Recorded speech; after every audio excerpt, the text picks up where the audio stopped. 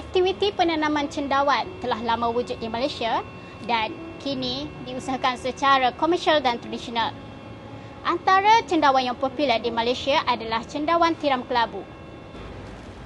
Di bawah dasar agro makanan negara, industri cendawan dianggap sebagai tanaman berpotensi. Fama Melaka telah menjadi pusat rujukan pemasaran hasil pertanian cendawan tiram kelabu.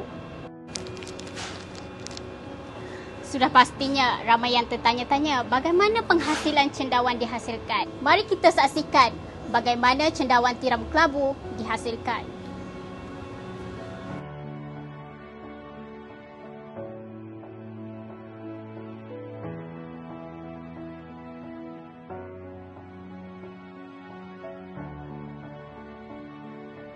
Assalamualaikum dan salam sejahtera. Nama saya Syam. Saya pengurus tanaman cendawan Pusat Teknologi Tinggi di Fama Negeri Melaka. Okey, di sini juga kita ada lebih kurang 2,500 bongkah cendawan tiram. Dan pengeluaran setakat ini dari bulan 3 hingga bulan Jun lebih kurang hampir 300 kilo pengeluaran cendawan tiram di Pusat Teknologi Fama Negeri Melaka. Dari segi penjagaan bongkah dan cendawan tiram, selepas kita mengeluarkan hasil-hasil ni, kita akan membuat pembersihan di dalam bongkah untuk mendapatkan hasil seterusnya yang lebih baik. Selepas 3 bulan, kita akan membuat pembersihan di seluruh kawasan tanaman cendawan dan kita akan membuang semua bongkah-bongkah yang lama dan kita akan memasukkan semua bongkah-bongkah yang baru untuk tanaman yang seterusnya.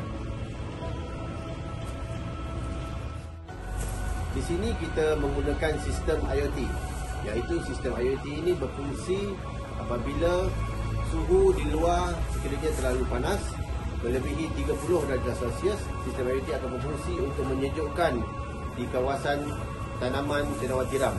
Sistem ini dikawal menggunakan telefon pintar secara online dan menyimbankan masa dan mengurangkan tenaga kerja. Penyediaan bongkah cendawan merupakan elemen yang penting dalam aktiviti penanaman cendawan tiram kelabu.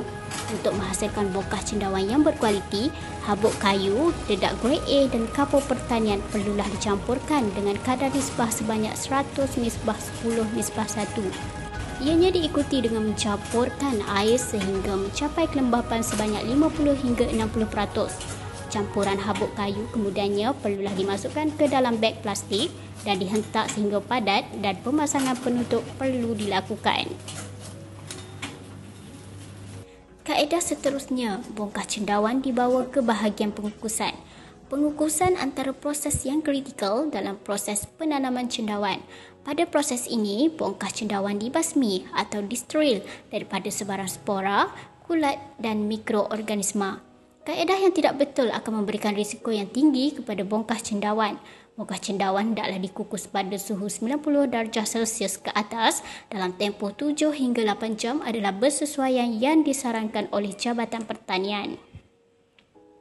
Bongkah tersebut kemudiannya disejukkan selama 24 jam sebelum disimpan dalam bilik yang dilengkapi alat pendingin hawa untuk menjalani proses memasukkan benih cendawan.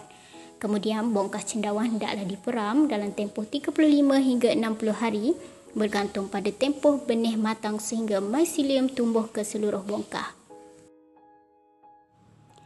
Pungutan hasil cendawan sesuai dituai pada hari ke-4 selepas penutup bongkah dibuka. Proses seterusnya adalah pengendalian selepas tuai. Permintaan terhadap cendawan tiram kelabu yang tinggi, khususnya di Melaka, membolehkan Fama Negeri Melaka mencari insentif untuk memasarkan produk cendawan secara dalam talian dan luar talian. Seiring dengan perkembangan kemajuan teknologi yang canggih, pengguna juga boleh secara terus menempah bekalan cendawan secara dalam talian melalui portal Agrobazar Online dan Melaka Digital Live.